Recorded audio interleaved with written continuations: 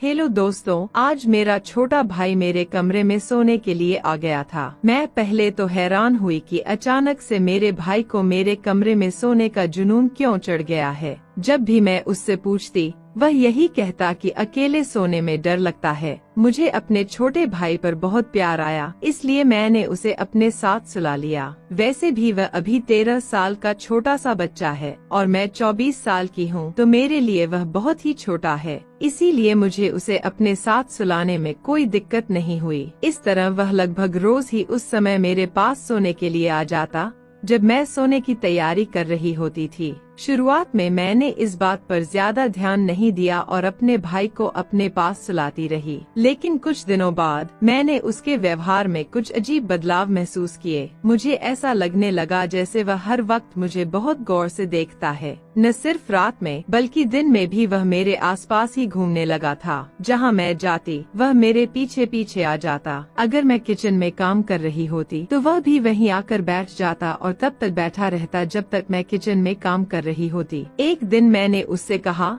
तुम यहाँ क्या कर रहे हो? अपने दोस्तों के साथ जाकर खेलते क्यों नहीं हो? मैं देख रही हूँ कि तुम स्कूल की छुट्टियाँ भी बहुत करने लगे हो। यह बहुत गलत है। इस तरह तुम्हारी पढ़ाई का बहुत नुकसान हो जाएगा और तुम अपनी क्लास के बाकी बच्चों से पीछे रह जाओगे। मेरा सपना है कि तुम इंजीनियर बनो, लेकिन इस तरह वह सपना अधूरा रह जाएगा। तुम अपनी छुट्टियों की यह गलत आदत छोड़ो और स्कूल जाना शुरू करो। मेरी बात सुनकर वह गुस्से में कहता, दीदी मुझे स्कूल नहीं जाना, मैं घर में बैठकर पढ़ाई कर लूँगा। मुझे ज्यादा उपदेश मत दो और यह कोशिश मत करो कि मैं घर से बाहर रहूं या दोस्तों के साथ खेलूं। मुझे अब इन चीजों में कोई दिलचस्पी नहीं है। बस आप बार बार मुझसे दूर करने की जिद मत किया करो प्लीज। उसकी बातें सुनकर मैं हैरान रह गई और परेशान भी, क्योंकि वह अपनी आदत, स्वभाव और दिनचर्या से बिल्कुल हटकर व्यवहार कर रहा था। कई सालों तक मेरा छोटा भाई अपनी पढ़ाई को लेकर बहुत गंभीर था। वह दिन रात मेहनत करता और अपनी क्लास में सबसे होशियार माना जाता था। स्कूल से वापस आने के बाद वह थोड़ी देर आराम करता और फिर पास के पार्क में दोस्तों के साथ खेलने चला जाता। यह उसकी रोज की दिनचर्या थी, लेकिन अब अचानक उसमें एक अजीब सा बदलाव आ गया था। अब वह दिन भर घर में ही रहता और मुझे ऐसा महसूस होता कि उसकी नजरें मुझ पर ही टिकी रहती थीं। वह हर समय मेरे आसपास रहने लगा था, जैसे मुझे अंदर तक छानबीन करने की कोशिश कर रहा हो। यह स्थिति मुझे परेशान कर रही थी और फिर उसने रात में जो अजीब हरकतें शुरू कर दी, उससे मेरी घबराहट और भी बढ़ने लगी। जब भी मैं सोने की तैयारी करती, मेरा छोटा भाई मेरे कमरे में आ जाता और कहता कि वह मेरे साथ सोना चाहता है। पहले तो मैंने उसे छोटा समझकर अपने पास सुला लिया, लेकिन धीरे धीरे मुझे उसकी हालत अजीब सी लगने लगी। उसकी आंखें लाल हो जाती और उसके चेहरे पर एक अजीब सी बेचैनी दिखाई देने लगती। उसकी नजरें भी कुछ गलत संकेत देती थी, जिससे मैं और भी परेशान हो जाती। जब मैंने उससे पूछा कि क्या हुआ है, तो वह मुझे कहता, दीदी मैं ठीक हूँ, बस आज अस्तबल में गया था और वहाँ बकरी का दूध पी लिया, इसलिए थोड़ी तबीयत अजीब लग रही है।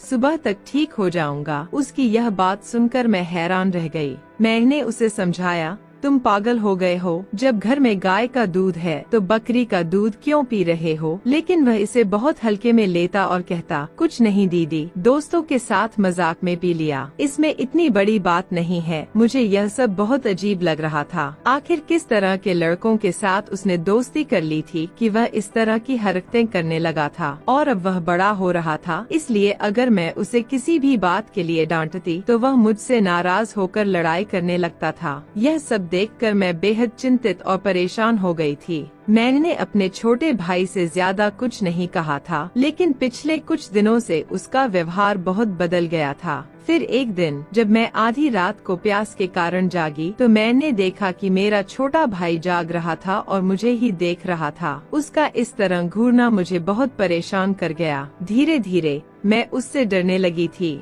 फिर मैंने उससे एक दिन कहा, अब तुम बड़े हो रहे हो तो अपने कमरे में सोया करो। मेरी बात सुनकर वह गुस्से में बोला, ठीक है, अगर मैं बड़ा हो गया हूँ तो इस घर से चला जाता हूँ, फिर आपको मेरी तरफ से कोई परेशानी नहीं होगी। उसके मुंह से यह बातें सुनकर मैं कांप गई थी और तुरंत कहा, कहीं तुम घर छोड़ने की बात मत करना। अगर तुम्हें मेरे साथ ही सोना है तो तुम वैसे ही रहो, मैं तुम्हें कुछ नहीं कहूँगी। बस यह घर छोड़ने की बात कभी मत करना। मेरी इस बात पर वह चुप हो गया, लेकिन मैं भीतर से बहुत परेशान हो गई थी। मुझे उसकी हरकतें और उसकी सोच बिल्कुल समझ नहीं आ रही थी।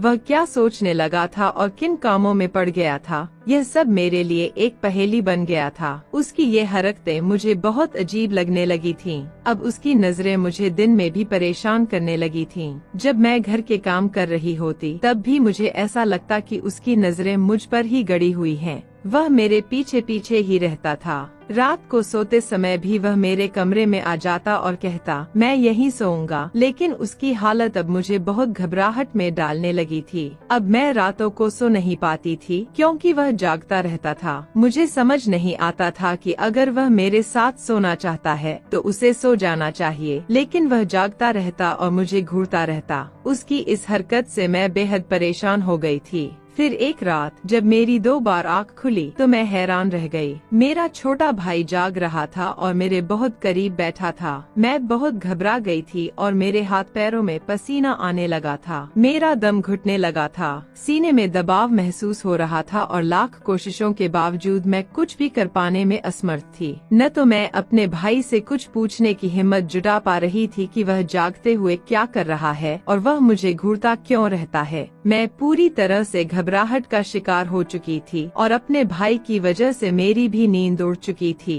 अब मैं दिन में भी आराम नहीं कर पाती थी। मुझे यह एहसास हो रहा था कि मेरा भाई बहुत बदल गया है और यह बदलाव किसी भी तरह से ठीक नहीं था। ऐसा लग रहा था कि कुछ ऐसा है जो मेरी समझ से बाहर है, लेकिन जो भी था वह बहुत गलत था। फिर एक दिन मेरे सामने अपने भाई की असलियत आई, जिसने मेरे रोंगटे खड़े कर दिए और मुझे जीने लायक भी नहीं छोड़ा। उस सच्चाई को जानकर मेरा दिल कर रहा था कि जमीन फट जाए और मैं उसमें समा जाऊं। इतनी बेइज्जती और घटिया हरकत का मैंने कभी सोचा भी नहीं था जो मेरे भाई ने की थी। उसकी हरकत ने मुझे जीते जी मार डाला था और मैं बहुत दुख और तकलीफ में पड़ गई थी। जो कुछ भी हुआ वह मेरे होश उड़ाने के लिए काफी था। मैंने कभी सोचा भी नहीं था कि जिंदगी मुझे इस मोड़ पर लाकर खड़ा कर देगी कि बाद में मैं खुद से नजरें भी नहीं मिला पाऊंगी। इतना दुख मिला कि दिल कर रहा था कि मैं इस दुनिया से ही चली जाऊं और अपने छोटे भाई का बिल्कुल एहसास न करूं। उस रात ने मेरी जिंदगी बदल दी थी। तबीयत ठीक न होने की वजह से मैं जल्दी सो गई थी और फिर नींद में मुझे ऐसा महसूस हुआ कि कोई झटके से मेरे बिस्तर पर बैठा है। मेरी आँख खुल गई और उससे पहले कि मैं कुछ समझ पाती, मेरे भाई ने मेरे ऊपर, हम 2 ही बहन भाई थे और हमारी बदकिस्मती थी कि हमारे मम्मी पापा बहुत जल्दी ही हमें इस दुनिया में अकेला छोड़ गए थे। मैं उस समय 12 साल की लड़की थी और मेरा भाई 6 साल का था। एक दिन हमारे मम्मी पापा हमें स्कूल भेजकर अपने किसी जानने वाले के घर गए थे जहाँ किसी की मौत हो गई थी। वापस लौटते समय उनका बुरी तरह से रोड एक्सीडेंट हो गया और वे दोनों मौके पर ही चल बसे। मैं उस समय अपनी क्लास में बैठी पढ़ रही थी जब प्रिंसिपल ने मुझे बुलाया और यह खबर दी। यह खबर सुनकर मेरे ऊपर जैसे बिजली गिर गई थी और मेरी दुनिया पूरी तरह से उजड़ गई थी। मेरे मम्मी पापा इस दुनिया से चले गए थे और उनकी मौत ने मुझे बुरी तरह झकझोर दिया था। मैंने बहुत रोया। मेरी चीखें और तड़पने की आवाजें पूरे मोहल्ले में गूंज रही थी।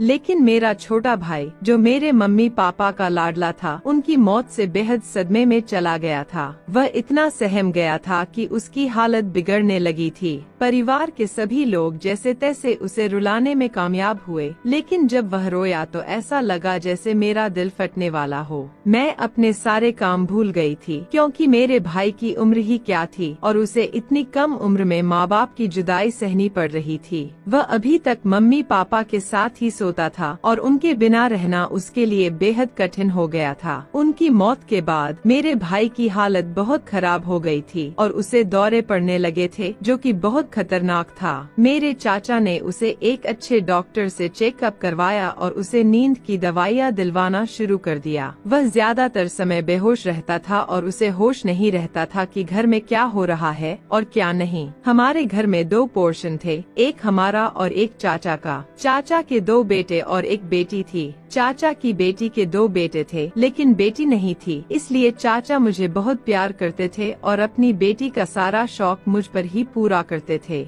यह बात मेरी चाची को बहुत बुरी लगती थी। जब भी चाचा मुझे प्यार करते तो उन्हें लगता था कि मैं उनके बच्चों का हक छीन रही हूँ। लेकिन चाचा के दोनों बेटे भी मुझसे लगाव रखते थे और उन्हें मेरी और चाचा की बातें करना बुरा नहीं लगता था। फिर भी चाची मुझसे नफरत करने लगी थी। मेरी माँ के रहते चाची कुछ कह नहीं पाती थी, क्योंकि मेरी माँ अमीर घराने की बेटी थी और एक ऑफिस में नौकरी करती थी। इस वजह से चाची मेरी माँ से दबी हुई रहती थी। मगर मम्मी पापा के निधन के बाद चाची को मौका मिल गया और उन्होंने अपने दिल की भड़ास मुझ पर निकालनी शुरू कर दी। जब भी चाचा हमारी तरफ आते तो चाची भी पीछे पीछे चली आती और मुझे बातें सुनाती। वे कहती कि मैं अब बच्ची नहीं रही, बड़ी हो गई हूँ और मुझे अपने और अपने भाई का ख्याल खुद रखना चाहिए और घर की जिम्मेदारी भी खुद उठानी चाहिए। मुझे चाची की बातें हमेशा से बहुत दुख देती थी और चाचा भी उनकी बातों से तंग आ चुके थे, लेकिन कुछ कह नहीं पाते थे। चाची जब भी कोई शिकायत करती तो चाचा उन्हें समझाते समझाते थक जाते, पर कुछ बोल नहीं पाते क्योंकि वो उनकी पसंद की बीवी थी।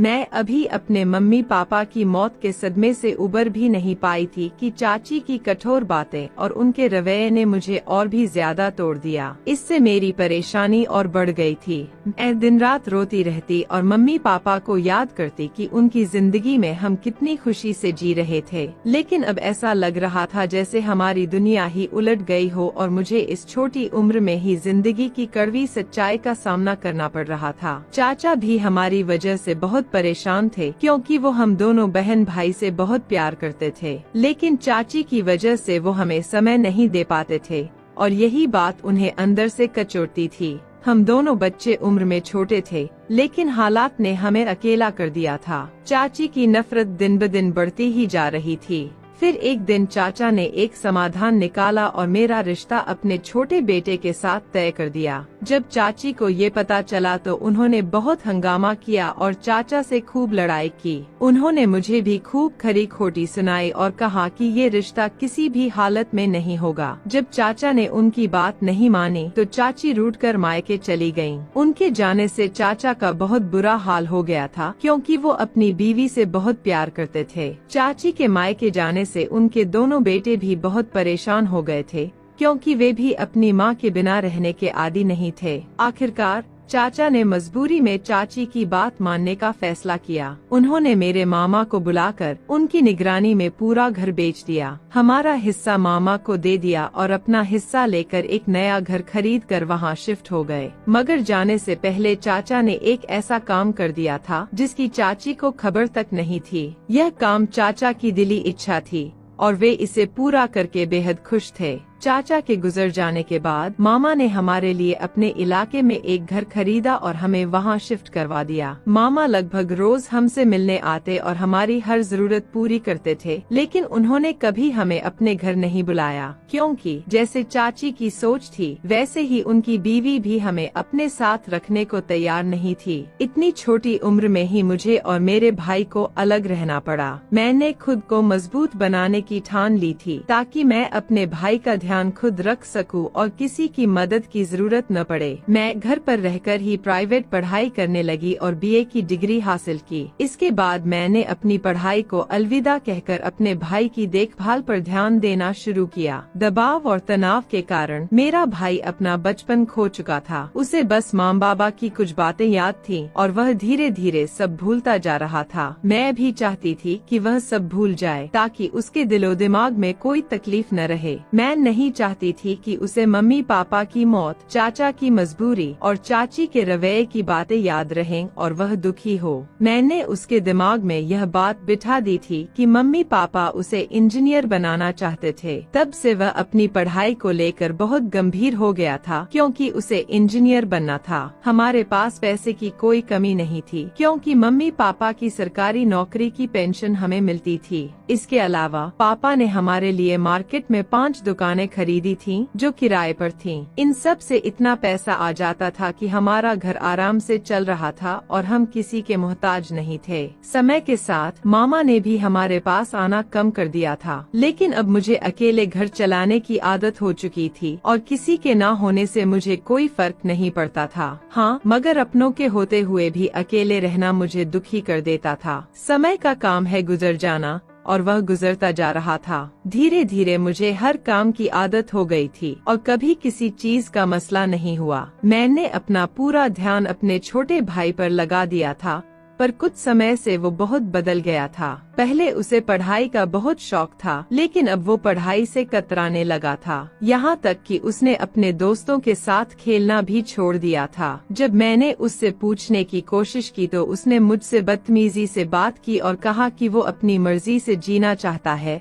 और मुझे उसके मामलों में दखल नहीं देना चाहिए। उसकी इस तरह की बातों से मुझे बहुत दुख हुआ और हैरानी भी, क्योंकि वो पहले ऐसा बिल्कुल नहीं था। वो हमेशा मेरी हर बात बहुत इज्जत से सुनता और मानता था, लेकिन अब वो मुझसे उल्टा जवाब देने लगा था। सिर्फ इतना ही नहीं, उसने रात को मेरे पास सोने की जिद भी करनी शुरू कर दी थी। लेकिन मैंने देखा कि उसकी हालत अजीब होती थी और वो ठीक से सोता नहीं था। जब मैंने उससे इसका कारण पूछा तो उसने कहा कि उसने बकरी का दूध पिया है, इसलिए उसकी तबीयत ठीक नहीं है। उसकी ऐसी हालत और हरकतों ने मुझे बहुत परेशान और घबराहट में डाल दिया था। फिर एक रात मेरे छोटे भाई ने मुझे पूरी तरह से हिलाकर रख दिया। उस दिन मेरी तबीयत खराब थी, इसलिए मैं जल्दी सो गई थी। तभी मुझे नींद में महसूस हुआ कि कोई मेरे बिस्तर पर बैठा है। मेरी आंखें खुली तो मैंने देखा कि मेरा भाई मेरे बहुत करीब बैठा हुआ था। उसे इस हालत में देखकर मेरी घबराहट और बढ़ गई। इससे पहले कि मैं कुछ कह पाती, उसने मेरे ऊपर थप्पड़ों की बौछार कर दी। वो रोता जा रहा था और साथ ही कह रहा था कि आप भी मम्मी पापा के साथ मर जाती तो बेहतर होता। कम से कम मुझे आपकी वजह से इतनी जिल्लत नहीं सहनी पड़ती। मैं उसकी इस हरकत को देखकर बुरी तरह से चौंक गई थी। उसकी हरकतें और बातें मुझे बहुत हैरान कर रही थीं। मैंने बड़ी मुश्किल से उसे खुद से दूर किया और गुस्से में चिल्लाते हुए कहा, क्या बदतमीजी है ये? होश में तो हो? तुम्हारी हिम्मत कैसे हुई मुझ पर हाथ उठाने की? ये क्या बकवास कर रहे हो? क्या मतलब है तुम्हारा इस सब का? मेरी बात पर मेरा भाई नफरत से बोला, हाँ, मैं पूरे होश में हूँ। आपकी वजह से मेरी जिंदगी बर्बाद हो गई है। आपकी वजह से मुझे लोगों की बातें सुननी पड़ती हैं। आपकी वजह से मेरे दोस्तों ने मुझसे दोस्ती तोड़ दी है। मैं कहीं मुंह दिखाने के काबिल नहीं रहा। उसके इन शब्दों ने मुझे अंदर तक झकझोर कर रख दिया था। यह सुनकर मैं हैरान रह गई थी। मुझे समझ नहीं आ रहा था कि वह ऐसा क्यों कह रहा है। मैंने उसके हाथ थामे और उससे कहा, मुझे खुलकर बताओ, तुम क्या कहना चाह रहे हो? तब वह रोते हुए कहने लगा, कुछ दिनों से लोग मुझे देखकर इशारे करते हैं और मुझ पर बातें बनाते हैं। मैं समझ नहीं पा रहा हूँ कि लोग ऐसा क्यों कह रहे हैं। एक दिन जब मैं दोस्तों के साथ खेलने गया तो मेरे दोस्त की माँ ने मुझे यह कहकर वहाँ से भगा दिया कि तुम उसकी हीन बहन के भाई हो। तुमसे दोस्ती करके हमारे बेटे भी खराब हो जाएंगे, क्योंकि तुम्हारी बहन से कोई लड़का अकेले में मिलने आता है। जब तुम स्कूल और खेल के मैदान में होते हो तो वह लड़का तुम्हारे घर आता है और तुम्हारी बहन के साथ अकेले में वक्त गुजारता है। अब मोहल्ले के आवारा लड़के भी मुझे परेशान करने लगे हैं। मेरा सुकून बर्बाद हो गया है। न मैं स्कूल जा पा रहा हूँ और न ही खेलने, और यह सब तुम्हारी वजह से हो रहा है। बताओ, वह लड़का कौन है? अपने भाई की बात सुनकर मुझे बहुत शर्मिंदगी महसूस हुई। मैंने सोचा, आज तक मैंने अपने भाई के लिए क्या कुछ नहीं किया और आज वह मुझसे यह सब कह रहा है।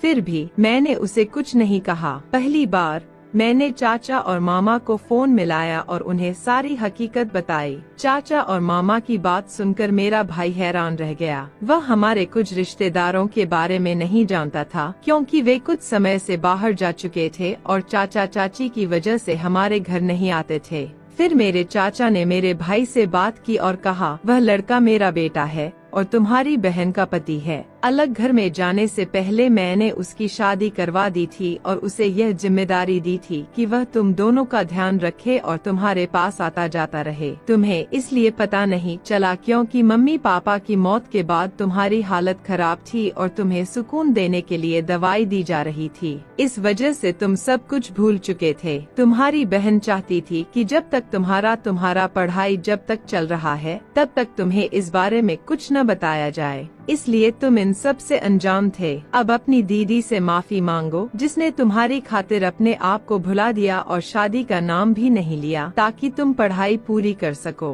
तुमने लोगों की बातों पर यकीन करके अपनी बहन से कुछ नहीं पूछा और उसके साथ इतना गलत व्यवहार किया। चाचा की बात सुनकर मेरा भाई बहुत शर्मिंदा हुआ और मुझसे माफी मांगने लगा। मैं बहुत दुखी थी। मेरे भाई के साथ कुछ ऐसा हुआ कि मैंने उसे कमरे से बाहर निकाल दिया क्योंकि उस वक्त मेरे अंदर हिम्मत नहीं थी कि मैं उससे कुछ कह पाती या उसे माफ कर पाती। मुझे इस तकलीफ से बाहर निकलने के लिए थोड़ा वक्त चाहिए था। मुझे पता था कि मैं ज्यादा देर तक किसी से नाराज नहीं रह सकती और यह तो फिर मेरा अपना भाई था। लेकिन कभी कभी हमें खुद को भी वक्त देना पड़ता है ताकि पुरानी बातों को भुलाकर हम आगे बढ़ सकें। मैंने भी खुद को वक्त देना चाहा। वक्त के साथ साथ मैंने अपने भाई को माफ कर दिया। अब मैं अपने पति और भाई के साथ एक ही घर में रहने लगी थी। जब चाची को यह बात पता चली तो चाचा ने मेरी शादी अपने बेटे से कर दी। चाची ने भी मुझे अपना लिया और अब सब कुछ ठीक हो गया। आज की कहानी आपको कैसी लगी? इस कहानी के बारे में अपने विचार हमें कमेंट में जरूर बताएं। वीडियो को लाइक करें और चैनल को सब्सक्राइब जरूर कर लें। फिर मिलती हूँ